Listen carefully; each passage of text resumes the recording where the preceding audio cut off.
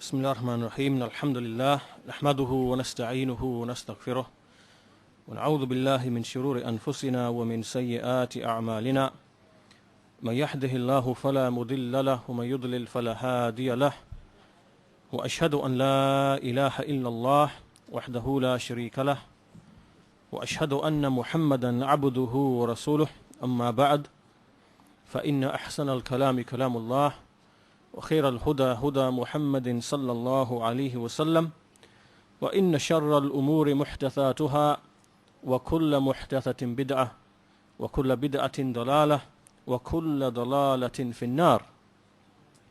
To proceed, then the lecture that I have chosen for this conference is a small treatise by Shaikhul-Islam Ibn Taymiyyah rahimahullah, and the title of it is قاعدة في الصبر والشكر, which is a principle regarding patience and gratitude.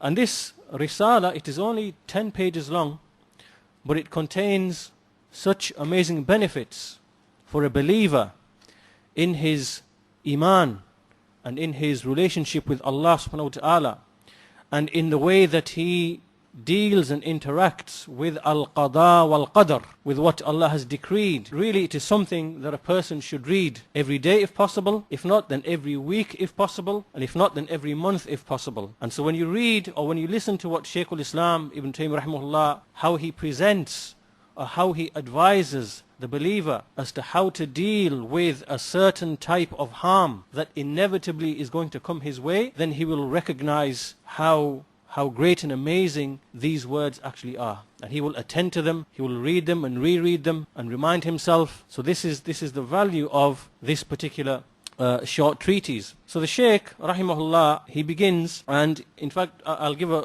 overview of the Risala first. He first of all mentions the different categories of as-sabr, different types of sabr, and then after that he explains 20 different points or 20 different pieces of advice as to how a Muslim, a believer, how he deals with one specific type of patience, or how he builds a specific type of patience. And so he begins then by saying that Allah subhanahu wa ta'ala, that he has made for his believing servants, that every single position, every manzila that a servant finds himself in, then Allah subhanahu wa ta'ala has made that manzila, that particular situation he is in at any one point in time, to be goodness for him. It is khair, meaning that every situation, every single situation that a believer finds himself in is khair for him. And this is because Allah subhanahu wa ta'ala is constantly showering his favors upon him. And whether what comes to him from Allah is something that he likes or dislikes, it is nevertheless a favor. So meaning, if something comes to you and you dislike it, in reality it is a favor from Allah. And if something comes to you and your soul likes it and is inclined towards it, it is obviously a favor from Allah. But here we make no distinction. He's made no distinction between things that you like or things that you dislike. As it relates to what Allah is putting in front of you or what He is putting you through, it is a ni'mah. It all depends upon whether you recognize it to be a ni'mah, and that's in your perception, in your eyes. So then he says after this that Allah subhanahu wa ta'ala وَجَعَلَ أَقْضِيَتَهُ وَأَقْدَارَهُ الَّتِي يَقْضِيهَا لَهُمْ وَيُقَدِّرَهَا عَلَيْهِمْ مَتَاجِرْ. Now listen to this sentence. He says that everything from his qada, every single qada that he makes for his servants, and every single, the aqdar, the things which he decrees for them and which he determines for them is, and he uses the word matajir. And matajir here means it is a merchandise. It is a merchandise. So in other words, everything that comes to you, you experience, whether your soul likes it or dislikes it, and everything from al-qada wal-qadr, when it comes and it comes to you at its appointed time, it is merchandise. These are goods. These are goods which Allah has come and presented right in front of you. And these goods, and the meaning here is that these goods are supposed to be used by you to profit, to trade, to profit and trade, and to succeed in this trade and to make profit. And these are ways and paths by which you reach Allah and you arrive at Allah. And this is in essence the meaning of the hadith which is reported in the Sahih from the Messenger sallallahu alaihi wasallam, that he said, "Ajaban li amril mu'min." How amazing is the affair of the believer. Indeed, inna amrahu, indeed the whole of his affair is goodness. Ma yaqdillahu lahu min qada illa kana khayran lahu. That no qada does Allah judge, or no decree or qada does Allah judge for him, except that it is good for him. If some goodness comes to him, some good pleasure comes to him, or some good comes to him, he is grateful, and this is better for him.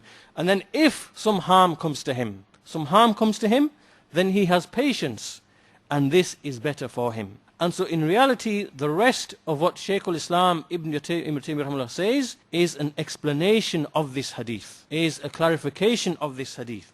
And so he says, this hadith, it includes every single qada of Allah subhanahu wa ta'ala. Meaning nothing is left out of this hadith as it relates to what Allah has decreed upon His believing servant. And so it means that everything is khair. Everything that comes to you is khair. And when he has patience upon it, that which is harmful to him or dislikable to him, and likewise when he is grateful to the things which are likable to him, then all of this is from the iman. It enters into the meaning of iman, which Allah has commanded us to have in the Quran in abundance. When He says, "Oh, you believe in Allah and do righteous deeds," and so on and so forth. And this is why some of the Salaf used to say, "Al-imanu nisfan." Iman is in two halves. Nisfu sabr, one half which is sabr, patience, wa nisfu shukr, and one half which is gratitude and being grateful. And then he mentioned the ayah in the Quran, "Inna fi dhalika la ayatin likulli sabbarin shukur." That indeed in this is a sign for every sabbar, meaning one whose habit it is to be patient, who has developed patience as, if you like, a skill and a virtue. And likewise for the one who is shakur, the one who is grateful to Allah. And this ayah occurs in the Quran 4 times. This very ayah in the Quran 4 times. And so then he says that when a servant thinks about iman, he reflects about iman itself, he will see that the whole of iman is made up of these two things. Either it is sabr, showing patience, or it is showing shukr, being grateful. This is the whole of iman. And then he explains that this sabr itself is of 3 types, and I'm sure you are familiar with the 3 types of sabr. So he says the first one is the sabr upon the obedience to Allah subhanahu wa ta'ala. So he shows sabr up until he actually performs the act of obedience. So meaning sabr is something that he shows beforehand, and he continues upon that up until the act of obedience that he is ordered to perform is fulfilled. And then he says that a servant is not able to do that which he is commanded with except after showing sabr and musabara, and after making jihad, striving against his enemy which is internal and the enemy which is external. And this means his soul, because there is in his soul that which is an enemy to him. And likewise it refers to the other enemy outside of him, which is the shaitan. And it can also refer to other people who prevent him and hinder him. So when he makes a striving and he shows sabr, then this is what is meant by having patience upon the obedience to Allah subhanahu wa ta'ala. And so this patience is related to doing things which are wajib and doing things which are mustahab. So this is the type of patience shown in respect to that. The second type is the sabr that he shows in keeping away from the things which are haram and which are prohibited. And this is because, again, there are 3 things. He has a soul inside him which invites him to the evil. And likewise, there are shayateen who beautify the evil to him and beautify to him the disobedience. And likewise, there are the evil companions, the evil friendship, the evil associates, be they those people who are upon sin, or be they those people who are upon innovation. And so these people surround him and they order him with disobedience, and they order him to depart from what Allah has commanded him with. And so therefore, to the extent that he has this sabr, and that sabr is strong within him, then to that extent will he be in obedience to Allah. And listen to what some of the Salaf used to say. He quotes a nice statement from some of the Salaf that used to say, "A'malul bir yaf'aluha al-bar wal-fajir." The righteous deeds are done by both the righteous person and the evil person, the sinful person. So the righteous deeds are easy. The one who is a sinner and the one who is a righteous, pious person, they both do the righteous deeds. There's no distinction there between one or the other. But then he says, وَلَا يَقْدِرْ عَلَى تَرْكِ الْمَعَاصِي إِلَّا صِدِّيقٌ. But the only one who abandons disobedience is the Siddiq. And the Siddiq means the one who is true to Allah in his speech, in his belief, in his deed, in his intent, in everything. He's truthful. So that is the distinction between the one who is a Siddiq and the one who is, the one who does righteous deeds. Because righteous deeds are easy to do. They're not difficult to do righteous deeds. But the struggle and the sabr is when it comes to abandoning disobedience. And that's what distinguishes between the Siddiq and the one who is not like that. And that's why you see in the Quran, Allah subhanahu wa ta'ala mentioning those categories of people, the prophets, and after them he mentions the Siddiqeen, because they are the most like the Prophet. And then he mentions after them the martyrs and the righteous and so on and so forth. So this is the second type. And as for the third type, which is having sabr, having patience upon those things which afflict him from Allah's decree, from the qada of Allah. This itself is of two types. And the first one is when calamities come to him which no other human being has any choice in or has any involvement in. And this is, for example, can anybody give me an example of what this would include? Yes, alhamdulillah, sickness, disease. So disease is from Allah subhanahu wa ta'ala. Or calamities which do not involve another person, the choice of another person. So these come to him, and he refers to them as al-masa'ib as-samawiyya, meaning the heavenly calamities, meaning those which come from Allah, but there's no choice for any individual in that. So they come to him, and he says, Ibn Taymiyyah, he says, that these are very easy. To show sabr upon these is something quite easy. Because a servant, he knows that these come from Allah subhanahu wa ta'ala, and that no individual has had any role or involvement in this calamity coming to him. So when this is firmly fixed in his mind, he knows that he has to show patience. Either he is forced to show patience, as Ibn Taymiyyah says, ittiraran, or he chooses to show patience, ikhtiyaran. Because when calamities come to us, then there's one category of people who are strong, and out of choice, they know in their mind that I'm going to show patience to this, in front of this calamity. So they know beforehand. And another category of people are such that when they experience the harm and the toil and the hardship and the pain, they are forced to show sabr. Not something that they chose to begin with, that I'm going to show patience, but they are forced by this calamity to now, I've got no escape except to show patience. Right? So this is the difference between two types of people. So either out of compulsion or necessity, a person shows patience, or out of choice, he shows patience to this type of harm which comes to him. Why? Because he knows it is from Allah subhanahu wa ta'ala. He's got no complaint. It is from Allah subhanahu wa ta'ala. So then the Shaykh says that if this individual is a person for whom Allah subhanahu wa ta'ala, he opens up his mind and his thinking and his imagination, and he makes him realize that this calamity which has come to him, that it has so many benefits and so much compassion for him and so much goodness for him, then he will move and transfer from this station of being patient to a station of being grateful. So he now moves from sabr and he goes into shukr. This is another level above and beyond just merely having sabr upon a calamity. Because now he's realized with the thinking that Allah has opened up for him, he sees, and inshallah, when we read through the 20 points of Ibn Taymiyyah, you will see how a servant's mind changes into thinking into a different way. So he sees that everything is in fact a ni'mah from Allah. So anyway, he says here at this point that when Allah allows a servant to think and reflect, and he makes him see the benefits, then he moves from just sabr to a higher level, which is now actually being grateful to Allah. He is now praising and thankful to Allah that this calamity came to him despite all of the pain and hardship and toil and so on and so forth. So then he says it is at this stage that a believer, he makes this particular supplication, in which is reported from the Messenger, that he says, Rabbi a'inni ala dhikrika wa shukrika wa husni ibadatik. So it is here that the believer makes this dua. Oh my Lord, aid me and support me in remembering you and in being grateful to you and in making good worship of you. So in other words, he is asking Allah to bring to him, to aid him with that by which he will become a better worshipper, be more grateful to Allah, to remember Allah.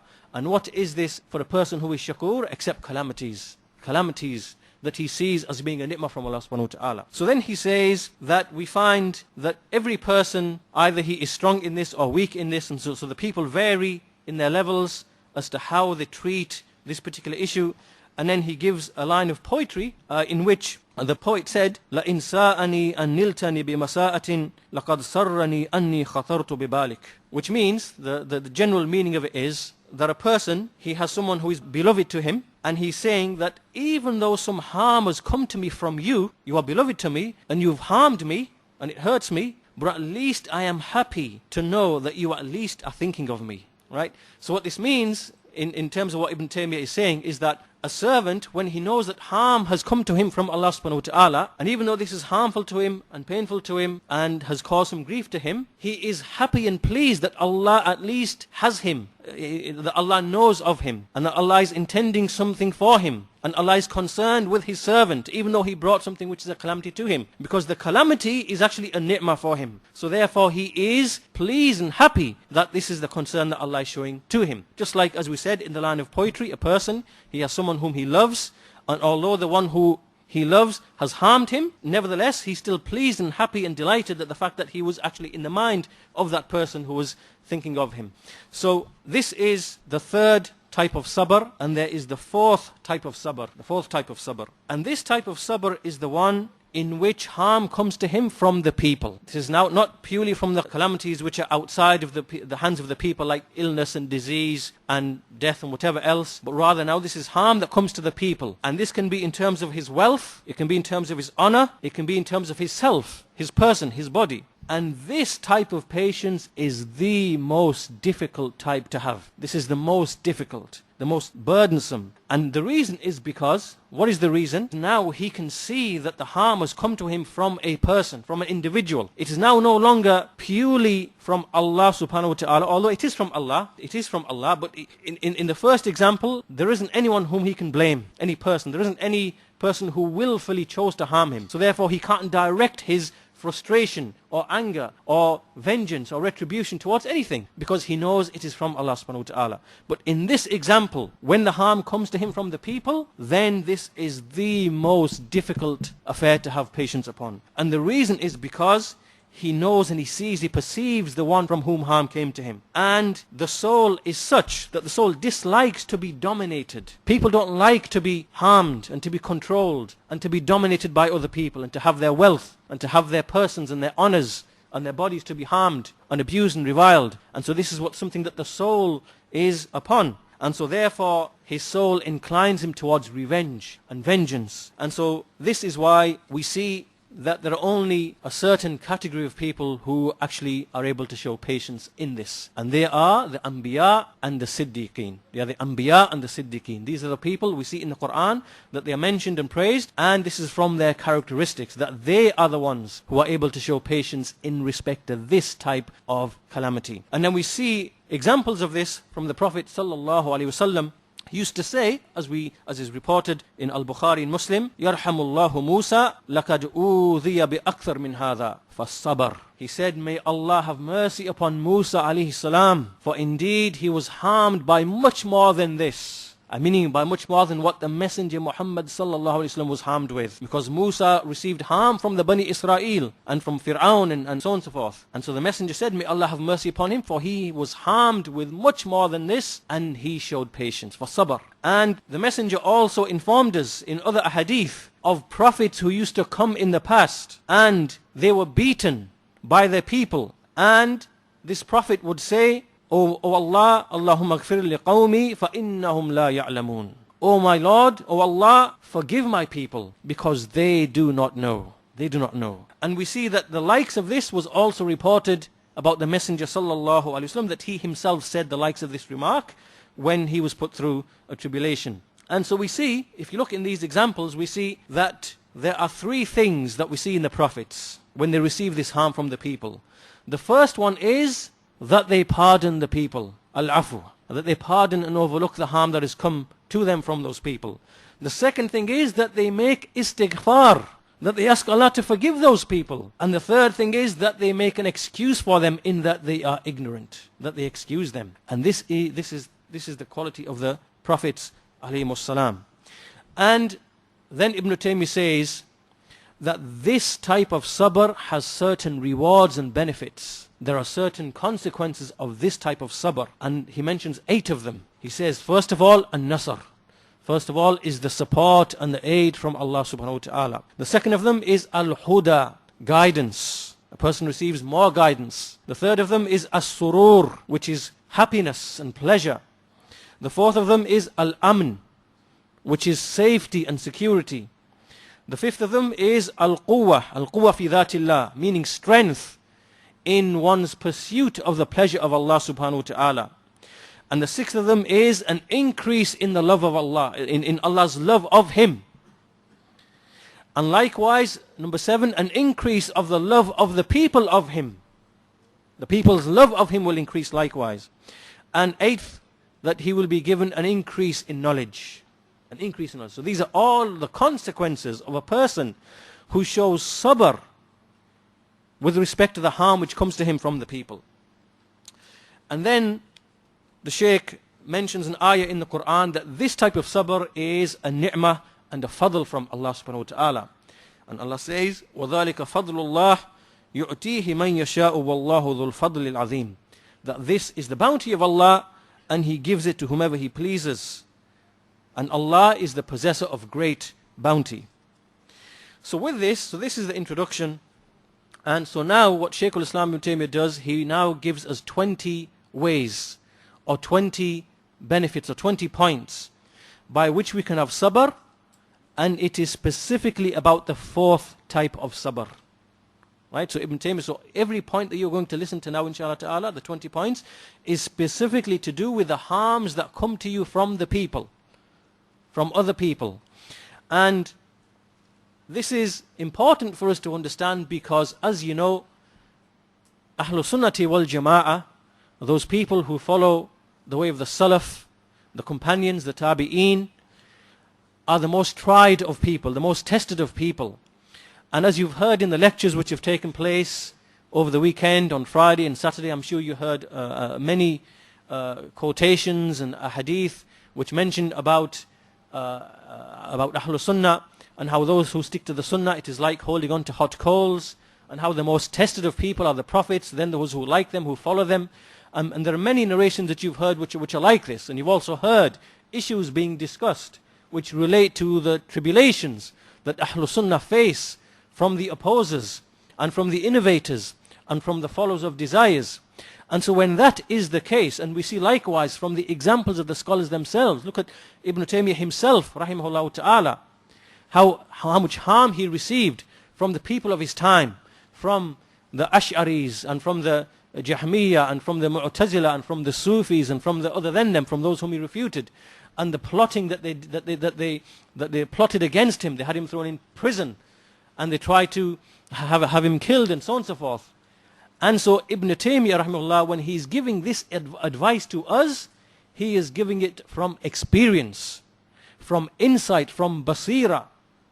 And so this really is a lesson to us as people of the Sunnah who face tribulations more than any other people, because Ahlul Sunnah are the ones who are upon the haqq, they are upon the truth, and they follow the prophets and they follow the companions and they hold on to the rope of Allah, and this invites opposition and enmity and plotting and so on and so forth. And so this is what explains the great benefit in this small treatise of Shaikhul-Islam Ibn Taymiyyah. And inshallah I will give you one example of a contemporary situation as well, so we can put everything into context. If you remember in 1990 when the Gulf War happened, when Saddam, who is a Ba'athist communist, he invaded Kuwait, and then shortly after this time there was a group of people who came out in the field of da'wah, and their aim was to use this event or this calamity to try and to bring down the scholars, to attack the scholars, to attack Shaykh Ibn Baz rahimahullah, to attack Shaykh Ibn Taymiyyah rahimahullah, to attack Shaykh Al-Albani rahimahullah, and the scholars. And so they came out and they began to bring certain slanders and belittlements and mockery that these scholars don't have a clue. They don't know what they're talking about. All they do is speak about women's menses and the fiqh rulings about purity and this and so on and so forth. And they're not really the people who understand what's going on. Look at this war that's taking place. Look at these Americans who've come into the land. And so they began to belittle them. And their aim was to attack the da'wah of the Sunnah and to belittle the da'wah of Tawheed and the Sunnah and to bring the da'wah of the Khawarij, the da'wah of Sayyid Qutb and the fikr of Sayyid Qutb. And the very first people who recognized and saw what these people were up to right at the very beginning were the Sheikhs of Medina. May Allah reward them. At the head of them, Shaykh Rabi' and Shaykh Muhammad bin Hadi and Shaykh Salih as-Suhaimi and Shaykh Ubaid and other than them. And these scholars from the very beginning, they began to advise them and correct them and mention their errors. And as soon as these sheikhs performed this obligation, then this is when these people began. They ran to Shaykh Ibn Baz. They began to make all these complaints. Ya Shaykh, there are people out there who are causing splits. They are making slanders. They are attacking the du'at. They are attacking the scholars. They are saying this. They are doing this. They are people of fitna. They are people of sedition. And so from that point, after the Gulf War, for many long years, these people began to bring harm. And they began to attack the sheikhs of Medina, at the head of them Shaykh Rabi. And so as you read through these points that Shaikhul-Islam Ibn Taymiyyah is mentioning, you will understand and appreciate what those sheikhs had to go through. What those sheikhs had to go through. And then you will also realize that the wisdom of Allah and the promise of Allah is true. And everything you've heard so far from Ibn Taymiyyah, you will realize that it is the absolute truth. Because at the end of it all, after 10 years, obviously there's a lot of, there's much more to mention in between, but we can leave that out, because it's unnecessary detail. But at the end of the 10 years, what happened? Did you ever see Shaykh Rabi attack or revile any of these people in their person, or attack their wealth, or harm their wealth, or attack them in their body, or attack their honor? No, you didn't see that. You saw them explain the truth and clarify the truth and call to Allah. Did you see any of these sheikhs attack these innovators in their person, in their family, in their honor? They didn't.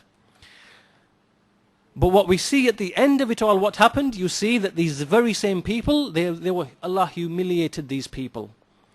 Allah destroyed these people.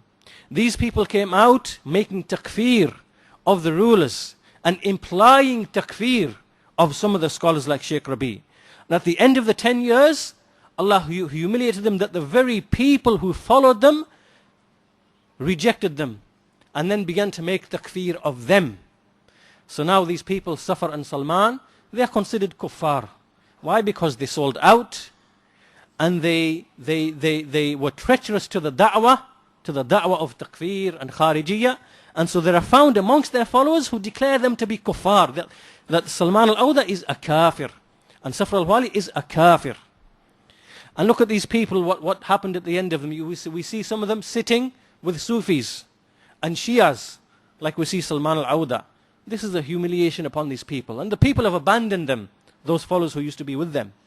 And so the point being here that we need to give some examples so that you can put into context these 20 points that you're going to hear from Shaikhul-Islam Ibn Taymiyyah. And this is a matter that never ends for Ahlul Sunnah. This is a matter that never ends for Ahlul Sunnah. Why? Because we know that Allah says, Allah's Messenger said, that there will never cease to be a group from my ummah manifestly upon the truth, ظاهرين على الحق, and they will not be harmed. They will not be harmed by those who abandon them, by those who forsake them, nor those who oppose them. So there's two things, either opposition or there is desertion. And so this will continue up until the establishment of the hour, which proves that Ahlus Sunnah will always face this type of calamity and hardship which comes from the people, which is the fourth type of sabr that Ibn Taymiyyah is speaking of, which only the prophets and the Siddiqeen are able to show. And so these are examples that we must give so that you can put into context what is happening around you, and why these things are happening around us, and why they are occurring. Right? And then when a person looks at things in this way, he will have a completely different perception of the affairs. And to show sabr will become very easy upon him. And inshallah, this will be made clear by these 20 points that Ibn Taymiyyah now is going to present to us. So he says that the servant will be aided upon this sabr, meaning this fourth type of sabr, by many things. And then he mentions from them the first of them. And notice as well that in about 10 of these points, Ibn Taymiyyah says, أَن يَشْهَدَ, or he says, أَن يَعْلَمَ, that a person either he witnesses, he sees, he observes, or he knows, which means that what Ibn Taymiyyah is doing, that a person change the way he looks at things in his mind. That when he looks at things in a different way, then it will allow him to become patient more easily. So a lot of it is to change the way you look at Allah's qada and qadar. Okay? So the first one, he says that he witnesses that Allah subhanahu wa ta'ala is the creator of the actions of the servants. This is from our belief that Allah is the creator of the actions of the servants. He created all of their movements. He created all of their rest, that when they move or when they are at rest. He creates all of that. He creates all of their iradat. Every irada, every wish or will that arises in a person to do something, Allah is the creator of that wish. So if a person wishes you harm, for example, that the wish arises in a person to harm you, Allah created that wish in that person. Allah is the creator of that irada. So he says, فَمَا شَاءَ اللَّهُ كَانَ وَمَا لَمْ يَشَاء لَمْ يَكُنْ. So whatever Allah wills or wishes, it will happen, and whatever He does not will and not wish, it will not happen. So therefore, nothing moves. There is no movement in this world, in this universe, at the higher level of the universe or the lower level of the universe, meaning in the heavens or in the earth, nor any atom, except that it moves by Allah's will and by Allah's wish. And so therefore, every single servant, all of the servants are basically an instrument. They are a tool which Allah, He says, فَالْعِبَادِ عَالَةٌ فَانْظُرْ إِلَّا الَّذِي سَلَّطَهُمْ عَلَيْكَ. So He says that the servants are a tool and an instrument. So don't look at the servants, look at the one who has used them against you. Meaning Allah subhanahu wa ta'ala. So don't look at their action, but rather look at the action of Allah subhanahu wa ta'ala. And when you do this, then all of the gham and the ham, all of the anxiety and the concern and the stress will be removed from you. So the point here that Shaikhul-Islam Ibn Taymiyyah is mentioning is that we tend to have a tunnel vision, and that when calamities come to us from the people, we tend to we don't think beyond the individual. We don't think beyond the individual, his actions, his intentions, his motivations, his irada, and we just limit it there. Rather, we should go beyond that and see who is the creator of the actions of the servants, and who is the creator of the desires in the people. It is Allah subhanahu wa ta'ala. And obviously a point of belief that we should mention here is that what Ibn Taymiyyah is saying here is not like what the Ash'aris claim. Because the Ash'aris claim that they are upon the belief of Al-Jabr, which means that they believe that the servants of the actions are forced upon them. They are forced to do the actions. They don't have any really truly independent will, but they are Allah's actions which He performs in His servants. So we shouldn't confuse between what Ibn Taymiyyah is saying here and between what they say, because they have a different type of belief. But what Ibn Taymiyyah is mentioning is that Allah uses the servants as a means to bring certain things in front of His servant as a means to test him. So even though Allah creates their actions, they are still the performers of their actions. So even though harm comes to me from an individual, that individual is the one who acted the harm, not Allah subhanahu wa ta'ala. But Allah created that action. So that action is Allah's creation. But the one who did the action is that individual. And he will be punished for it. This is different to what the Ash'aris believe, because they actually believe that in actuality, the servant doesn't have any action. He is forced by Allah, and then Allah gives him a credit if it's good, or Allah takes away a credit or gives him like a punishment if it's not something which is good. So this is different to what the Ash'aris are saying. So anyway, with that clarified, the second point he says is that a servant looks at his sins. He witnesses his sins, and that Allah subhanahu wa ta'ala, that He empowered them, those people, that this harm that came to him, it only came to him because of his own sins. Just like Allah says in the Quran, وَمَا أَصَابَكُم مِّن مُّصِيبَةٍ فَبِمَا كَسَبَتْ أَيْدِيكُمْ وَيَعْفُوا عَنْ كَثِيرٍ. That whatever calamity has come to you, it is what your own hands have earned. And He pardons many. So when a person, when he starts thinking about these things which come to him from the people, maybe his body has been harmed, his wealth has been harmed, his honor has been attacked, he's been reviled, name called, and so on and so forth, whatever it is, then the first thing that he should look at is his own sins. It's like the first step in a series of steps. The first thing he looks at is, this is from my own sins. This is from my sins. And when he sees that all of this is because of his sins, he will then become occupied with istighfar and with tawbah. Because that is the first thing that a person should turn to when a calamity comes to him. As we will see that the people's priorities are all messed up. They don't follow these priorities that Ibn Taymiyyah is mentioning, but they're all messed up, and the hawa comes in and so on and so forth, and so a person's action is now confused. So what Ibn Taymiyyah is doing is giving you a methodology. How do you recognize something for what it actually is? Then what are the steps you take? Okay, so the first thing is that you know that everything is Allah created the actions of every servant. Then when a calamity comes to you, the first thing that you think is that it is for my sins. So when he makes this acknowledgement, it's from his sins, then it leads him to make istighfar and tawbah as the first step. As the first step. And so he makes tawbah and istighfar from all of the sins, because he has many sins. And it is likely that because of these sins, this calamity has come to him from Allah subhanahu wa ta'ala through the people. And when he does this, it will take him away from just reviling that person, cursing that person, abusing that person, and trying to blame that person. Right? This shows the difference between a person who understands al-qada wal-qadar and between a person who is not like that.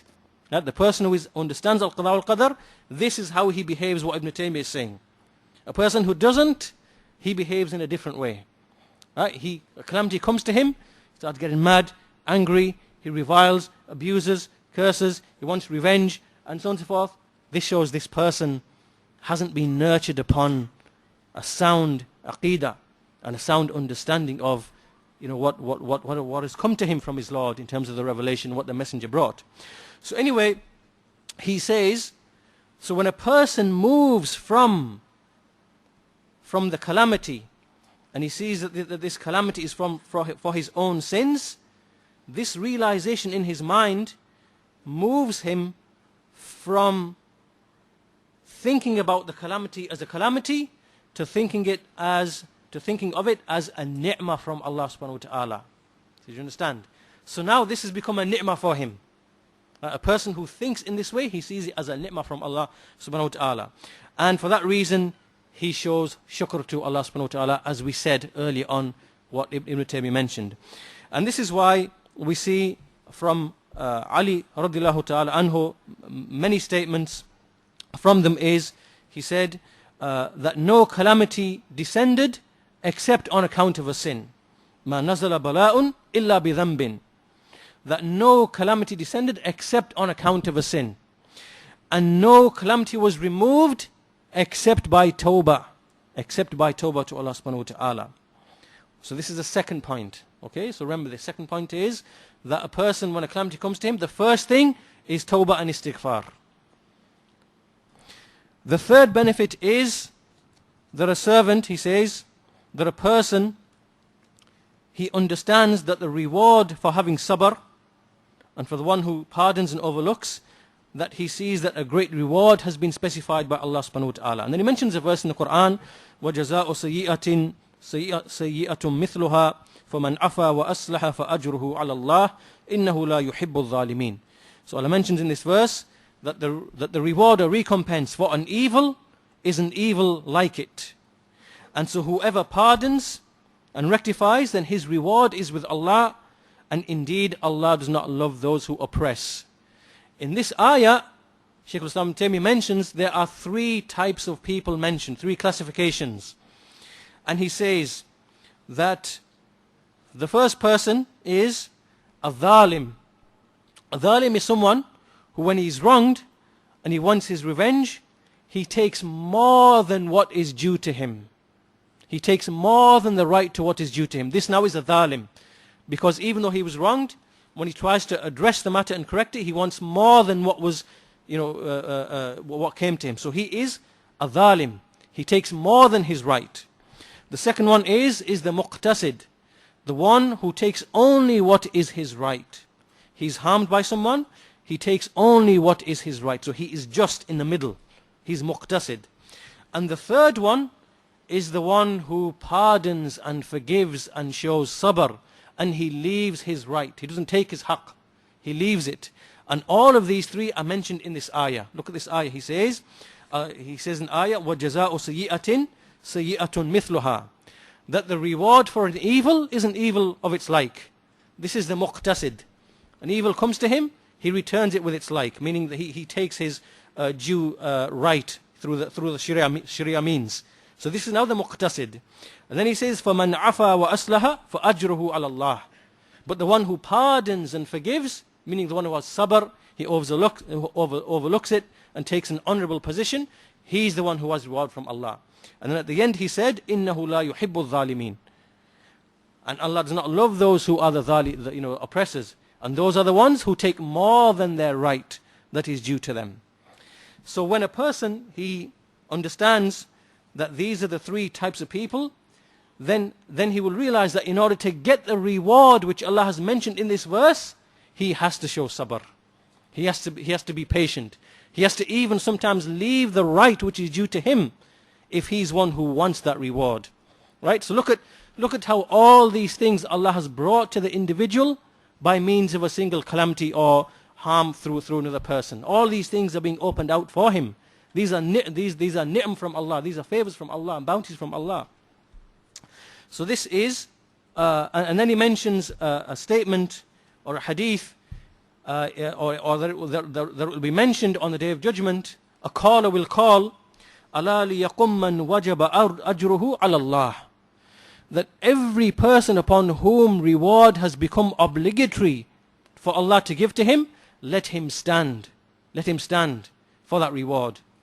And so no one will stand for that reward except for the one who forgave and had patience and who overlooked the harm that came to him. Only these people will then stand, because only these people actually deserve it and are appointed for it. So this is the third benefit. And the fourth point that he mentions is that a person, when he pardons and overlooks and he has sabr, then his heart inherits this purity. His heart is pure. Right? It remains, it is salim. And so all the other negative qualities like al-ghish, which is a type of deception and a type of hatred and seeking revenge and intending evil upon someone else, and all these kind of diseases of the heart, he saves his heart from being afflicted by these diseases. Meaning, when he shows patience and when he overlooks and when he expects his reward from Allah, then he keeps his heart pure.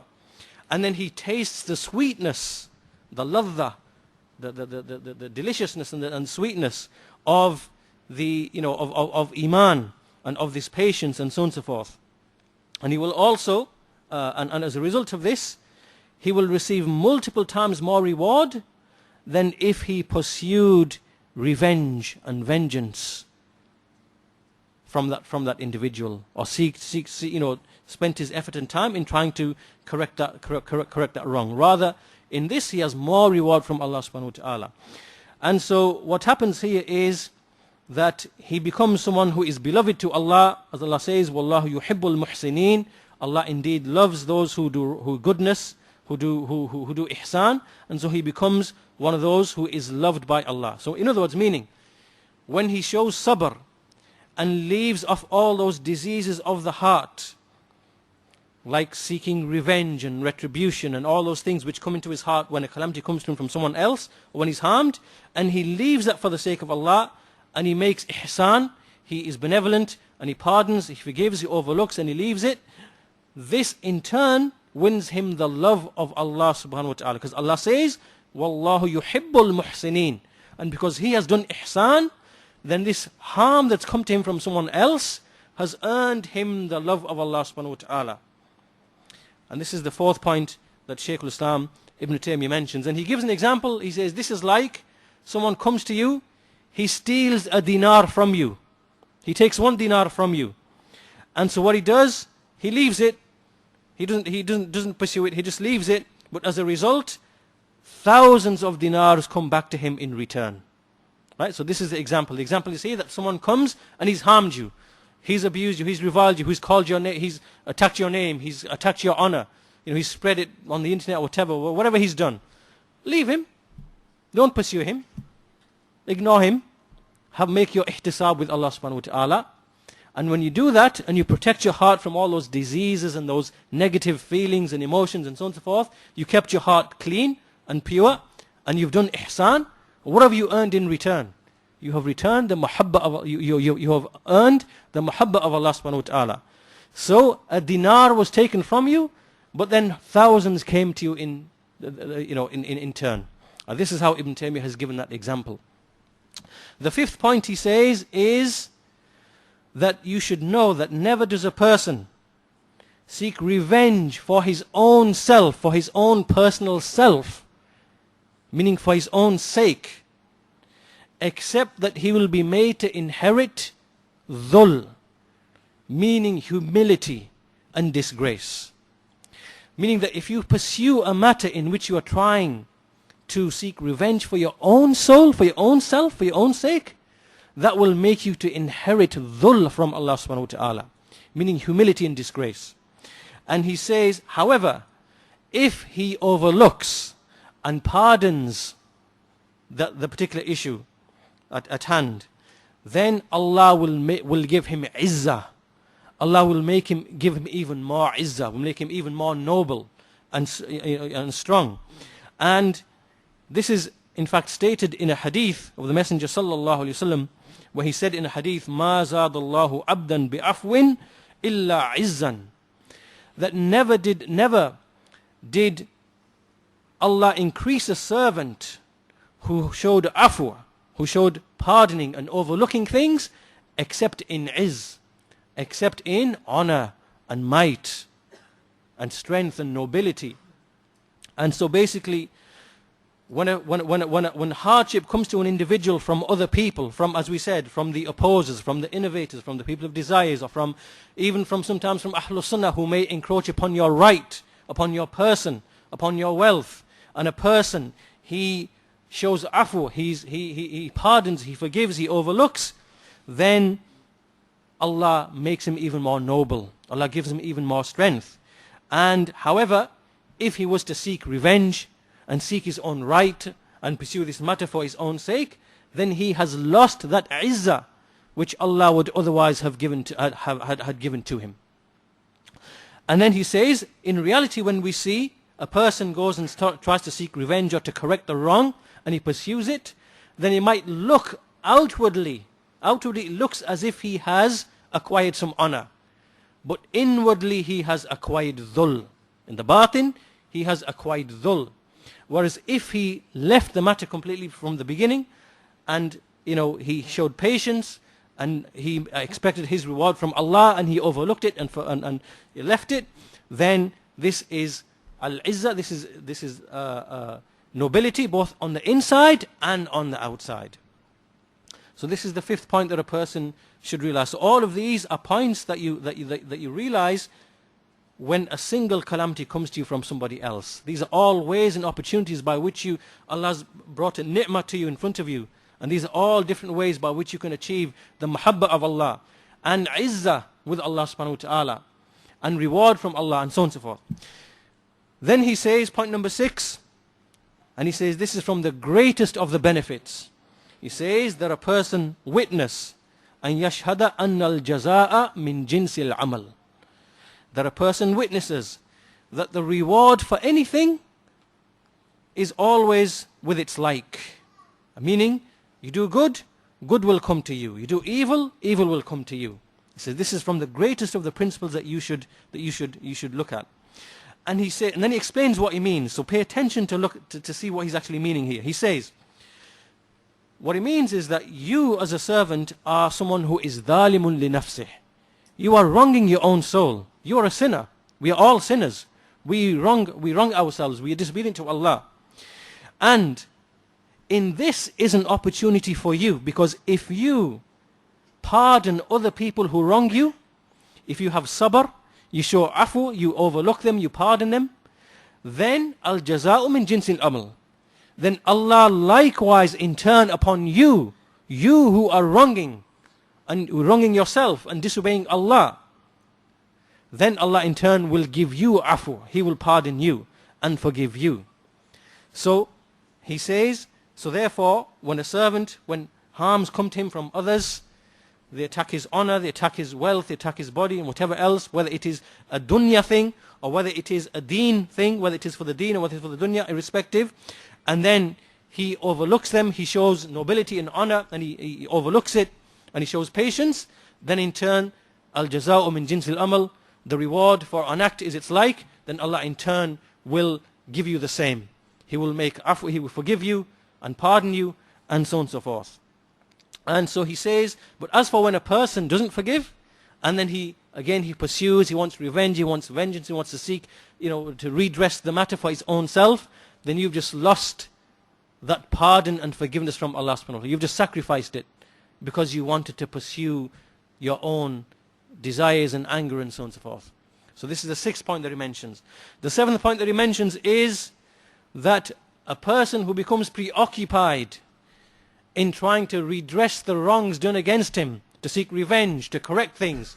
So maybe he's been slandered, his name has been called, he's been reviled, he's been abused, his honor has been attacked, his family has been spoken of, and so on and so forth.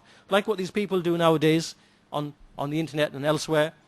You speak the truth, you defend the scholars, and the next thing you know, the whole dunya knows that you are, that you are this and you are that and you are this and you are that.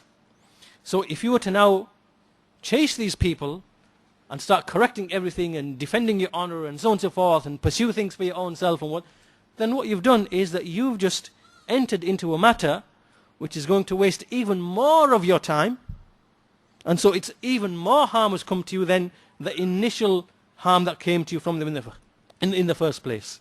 So you're just wasting your time, your heart is becoming scattered, you're just filled with anxiety and stress, and you are losing so many benefits that you could have been preoccupied in as a result of pursuing this matter for your own self. Right? So this shows that what Ibn Taymiyyah is saying here, that a person, that his heart should just simply have patience and to overlook things and to ignore things and just to continue upon his path. Otherwise more harm will come to him. The eighth benefit that he mentions here is that, and he gives a beautiful example here. He says, look at the Messenger of Allah sallallahu alaihi wasallam. Do you see that he ever sought revenge for his own self? He says, never. He never ever sought revenge for his own self. And this is alongside our knowledge that he is the best of creation. He is the most noble of creation. And he never ever sought revenge for himself. Even though he was harmed in the path of Allah subhanahu wa ta'ala. Meaning that this was purely a deen thing. This is to do with the religion. All the harm that came to him was for the religion. And all the rights of the religion were the ones that were violated when the Messenger sallallahu alaihi wasallam was being harmed by the people, in his self, in his person, in his honor, and so on and so forth. And his soul is the most noble of souls, the most purified of them, the most righteous of them. And he is the one furthest away from having any negative quality or negative characteristic. Rather, he has all the best of the qualities, the best of the khuluq, the best of the akhlaq. And we see, so alongside all this, do we see that he ever sought revenge for himself? we see never did he ever seek revenge for himself. And so when we as Muslims know this, and at the same time we know that our souls are not like the soul of the messenger, and we do not have the qualities the qualities of the messenger, then how can we be in a position, why should we be in a position that we start seeking revenge for our own selves? Did you get the point? The point he's making is that the messenger's soul and character was the most noble, was the most perfect, was the most pure. If anyone should be seeking revenge, it would have been him. Because he has a right to. Because he is the most purest, noblest of souls and characters. So he should have a right to seek revenge for himself. But he never did. And so when we are not like the messenger, are our souls like the soul of the messenger? Do we have the akhlaq of the messenger? Do we have the position, nobility of the messenger? Of course we don't. So what right do we have then to now start seeking vengeance and retribution? Right? So this is the point that Ibn Taymiyyah is putting across.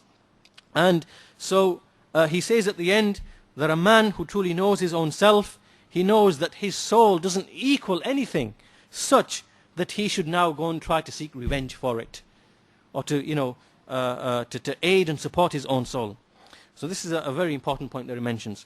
Point number 9 is that when a person is harmed in the path of Allah subhanahu wa ta'ala, so now we are speaking specifically in the path of Allah. Also bear in mind that these points, when you go through these points, sometimes they can apply to something which is a matter of dunya only.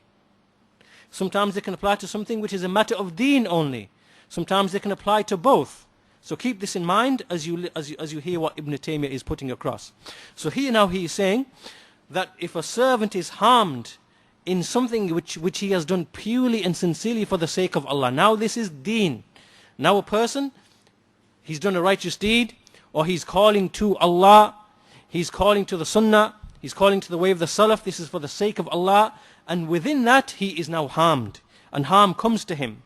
And so he says, in this situation, it is wajib upon him to show sabr, to have patience. Meaning it is not permissible for him at all to try to seek revenge for himself. And he says the reason is because he is harmed in the path of Allah, the reward comes from Allah. It comes from nobody else.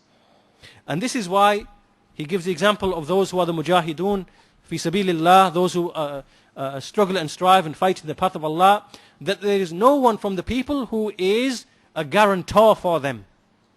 Their lives and their wealth, there's no guarantee for them from anybody else. Rather, it is guaranteed by Allah. So when they die, it is Allah who guarantees it for them. So likewise here in the situation where a person, he is proceeding upon the path of Allah, in the deen of Allah, then it is wajib upon him to have sabr and not to seek revenge or retribution for his own self.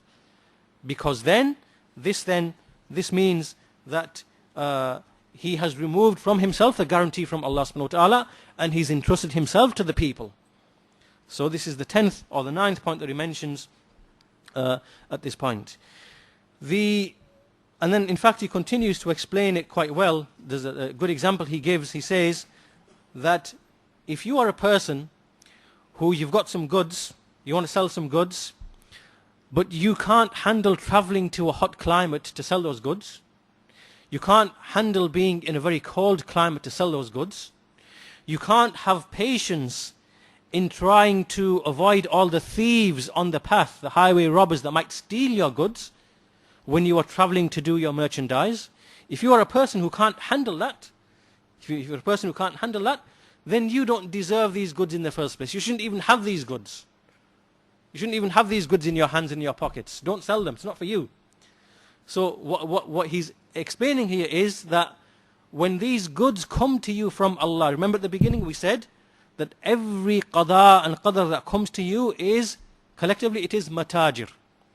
It is merchandise that's come to you from Allah. So if you can't handle this merchandise, you can't have the sabr, you can't have the patience, you can't deal with it, then you shouldn't even have the merchandise in your hand. Right? So this is this is how he's connecting this thing to the thing that came early on. So meaning that you have to develop patience in yourself, you have to build patience in yourself, and without this you will never ever reach your path. Because the trader, his aim is to make profit. If you can't have patience upon a hot climate or a cold climate, you can't handle traveling, the burdensome, the aspects of traveling, he can't handle the thieves and whatever else that might come in his way, he can't have patience upon that, then there's no point in you being upon this path, no point in you trading, because you won't reach your goal. So in a similar way, a person who wants to reach Allah, then sabr is something he must have in all of these different things. Okay, and so then he moves on to the 10th point. He says that a person should also observe the ma'iyyah of Allah subhanahu wa ta'ala, that he knows Allah is with him. Allah is with him. When he has patience, he knows Allah is with him, and this is by virtue of the saying of Allah in the Quran, وَاصْبِرُوا إِنَّ اللَّهَ مَعَ الصَّابِرِينَ. وَاصْبِرُوا إِنَّ اللَّهَ مَعَ الصَّابِرِينَ. So now he knows that when he has showed sabr in all of these steps that we've mentioned, he knows that the ma'i of Allah, Allah's ma'i, Allah is with him. Allah is with him in his sabr. And he knows that if Allah is with him, all of these harms will be removed and repelled by Allah subhanahu wa ta'ala, which no one else from the creation is able to repel from him and to remove from him. And likewise, he knows that Allah's love will come upon him, because Allah said, Wallahu yuhibbu sabirin. Allah loves the sabirin. So we have the mahabba and we have the ma'iyya of Allah subhanahu wa ta'ala, earned on account of a person showing this sabr. The 11th point he says is that a sabr is one half of iman. Patience is one half of iman. So basically, if he was to seek revenge for himself, he has lost and sacrificed a part of iman which he otherwise could have had, that would have increased his iman. So in other words, when you pursue your own vengeance and retribution and try to, take your right for your own soul, meaning that you don't have patience, then you've just sacrificed a part of iman, you've just let it go, which otherwise would have increased your level of iman. The 12th point he says is that he should witness that the patience he is showing is basically something by which he controls his soul, and he dominates his soul, and he enslaves his own soul, meaning that he's now captured his own soul, and he's locked it and controlled it from every single angle. And he says that when a soul is maqhura and maghluba, which means it's dominated, it's conquered, it's subdued, it's in control, it's tied, he says that the soul will in turn, it cannot try to enslave him. Right? And then he says that the soul will not able to, lead him to destruction, and the soul will obey him and will listen to him. Instead of it being the other way around, when he listens to the soul and the soul leads him to destruction, then this is the result of patience. The patience is such that he allows him to dominate and control his soul. And so what this will lead to, when a person does this, he says that the authority, the sultan, returns back to the heart. The heart now becomes the sultan, because this is how it should be. Isn't that right? Do you remember the hadith of the piece of flesh in the body, which if it is wholesome and sound, then all of the other, the limbs will be sound. And the heart is the king and the limbs are the soldiers, right? So when he subdues the soul and conquers the soul, the authority remains with the heart remains king. But when he doesn't, the heart no longer remains king. And so it's the soul that overtakes and dominates. So do you understand what Ibn Taymiyyah is saying here? That by implementing this patience in all these ways that we've mentioned, the heart remains the king. The heart remains the king. And the limbs, which are the soldiers, will always follow whatever the heart is upon. Okay? So he says, and then he says, so therefore his soldiers, meaning his limbs, will become firmly established, they will be strong, and they will aid him against himself, his soul, and against the shaitan. The 13th benefit he mentions here is that when a person has patience, then his aid from Allah is guaranteed. The aid from Allah is guaranteed, as we said before. وَاصْبِرُوا إِنَّ اللَّهَ مَعَ الصَّابِرِينَ. That if you have patience, Allah is with those who have patience. And so he says that when you try to seek revenge for your own self, or try to, then you've just sacrificed that aid from Allah. That aid now has gone, because you didn't show that patience which would have brought you the aid of Allah. The 14th point he mentions here is that when he has patience upon the harm of somebody else, then that patience itself is something that will force that other person to return back from his oppression. Because what will happen is that when a person shows patience and the people see him being patient, then those people will then in turn start speaking about that individual. Because they can see that you have conducted yourself with honor and with nobility, and you've shown all the noble characteristics. And over time, the people will realize that you are the one who is upon the truth, and you are the one who is following the guidance, and you are the one whose character and honor and behavior is like that which the messenger has commanded. And as for the dhalim, the one who is reviling you and speaking ill of you and being unjust to you and taking your honor, then the people will recognize from the fitrah that this person is upon falsehood. So your patience, when you show patience upon all the harm, then that person himself will be forced by the circumstances to either leave his dhulm or to be hated by the people. To be hated by the people. And so either this person will become embarrassed and humbled and become ashamed for what he did, and he will be remorseful for what he did, and then he will become a friend to you. Meaning that when he sees you are the one who acted nobly, and you are the one who acted with nobility and honor and so on and so forth, then he will recognize his own evil and his oppression. Then he will come and he will become your best friend. And this is what Allah mentions in the Quran: idfa' billati hiya ahsan fa idha alladhi baynaka wa baynahu adawatun ka'annahu waliyyun hamim. That repel evil by that which is better. Repel harm by that which is better. And you will find that the one between whom you and him is enmity, he will become as if your closest intimate friend. وَمَا يُلَقَّاهَا إِلَّا الَّذِينَ صَبَرُوا وَمَا يُلَقَّاهَا إِلَّا ذُو حَظٍّ عَظِيمٍ. That only those will achieve and receive this who are the ones who have patience, sabr. And only those will acquire this, those who have a great share or a great portion, meaning of good deeds or of a good reward. So this is just how, when you have sabr and you behave in an honorable, noble manner, that it will lead your adversary to humble himself and recognize his error and to become ashamed and to become as if your best friend, or it will humiliate him and disgrace him in the eyes of the people, and he will be left and abandoned and spoken ill of. This will always be the eventual outcome. The eventual outcome. The 15th benefit he says, that he mentions here, is that he says, again similar to what he said before, that an intelligent person always chooses the lesser of two harms. So if a harm came to him from an individual, and he showed patience upon it, and he acted honorably and nobly and so on and so forth, then this is the lesser harm compared to him trying to pursue his own right and to defend himself and to seek vengeance for himself.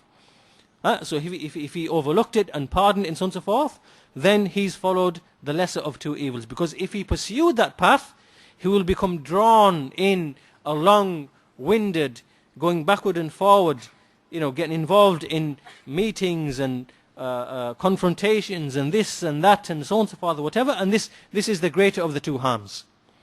The 16th benefit he mentions is that a person might change from being the one oppressed to being the one who is the oppressor. So he says that a person who doesn't have sabr, then he tries to pursue these affairs, he tries to seek revenge for his own soul, for his own self, and in the process he might go beyond the limits and beyond the bounds, and he might fall into something which is haram, and as a result he has now moved from being the one who is madhloom to the one who is now a dhalim. The one who was initially oppressed, now he's become the dhalim himself. So if he's not careful, and if he doesn't have sabr, and he doesn't have afu, this overlooking things, and he doesn't do this, then he has the danger of becoming the dhalim after being the madhloom. And so this is a danger he needs to be aware of. The 17th benefit the Shaykh mentions here is that this harm that has come to him from other people, then it only has two reasons or two things behind it. Either it is an expiation of a sin for you, or it is a raising of your rank. It is a raising of your rank.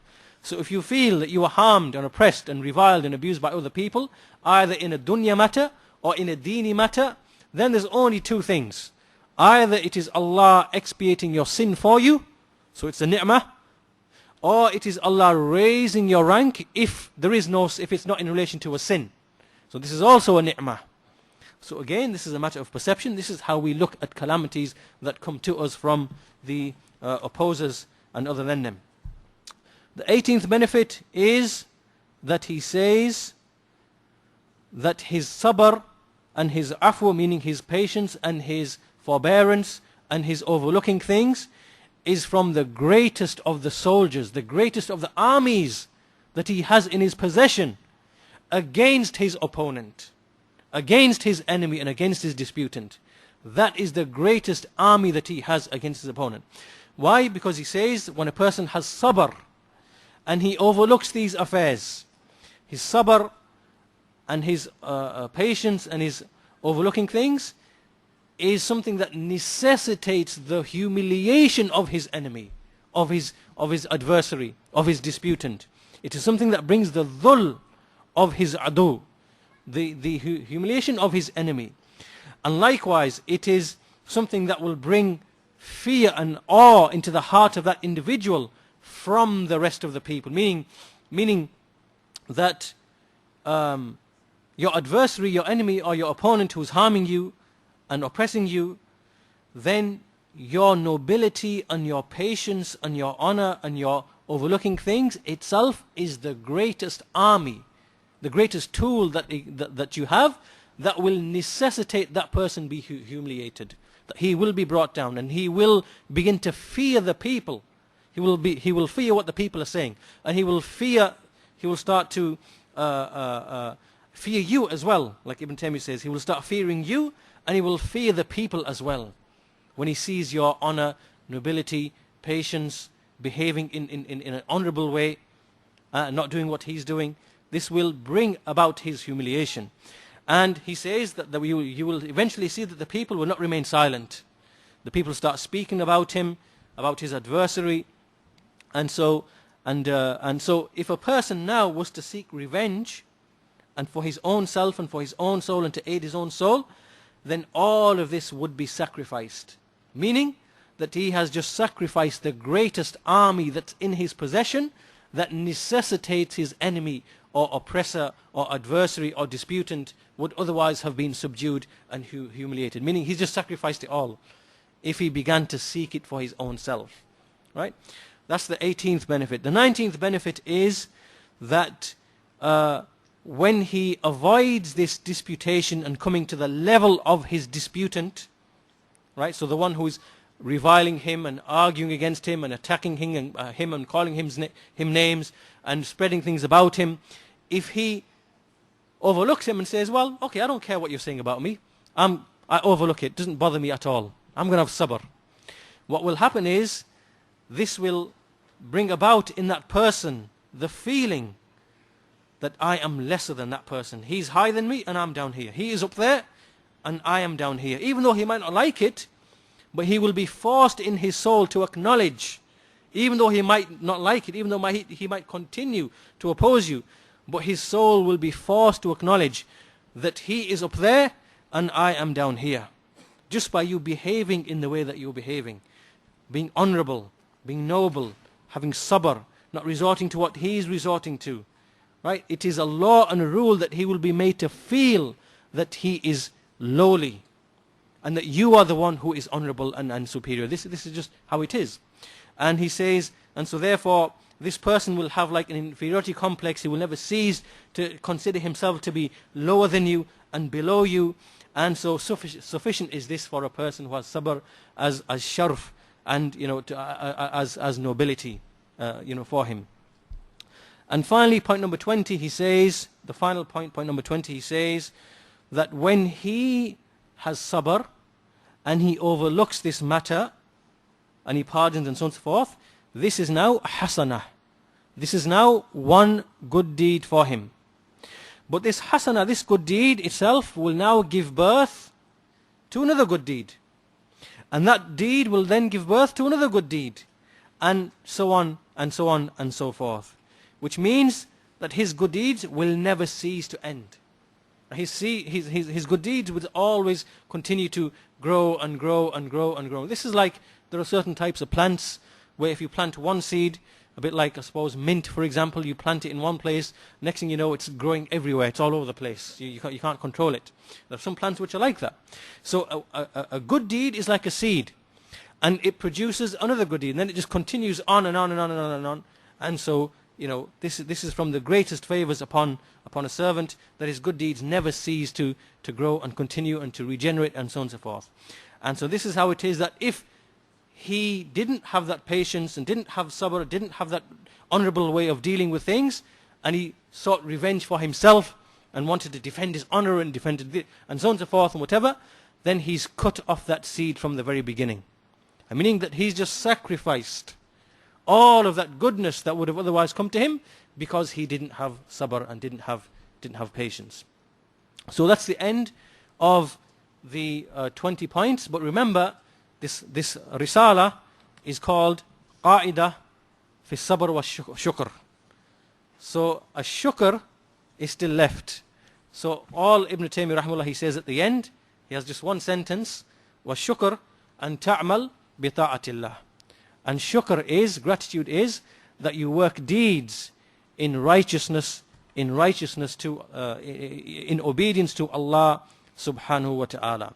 So obviously this is where the risala ends, and this would require an elaboration upon shukr itself, but that's where Shaikhul-Islam Ibn Taymiyyah has ended. So inshallah ta'ala we'll end the dars and the lesson here.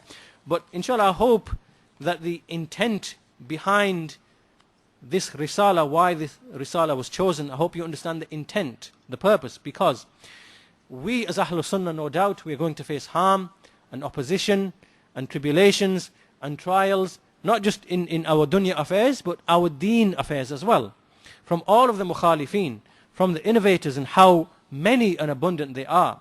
And if we do not understand and see al-qada wal-qadar and patience to what comes to us from al-qada wal-qadar in the way that Ibn Taymiyyah has explained, and we don't see it from that angle, then we will not be able to really proceed upon basira, upon sabr. We will not really be able to maintain the nobility and the honor and the strength.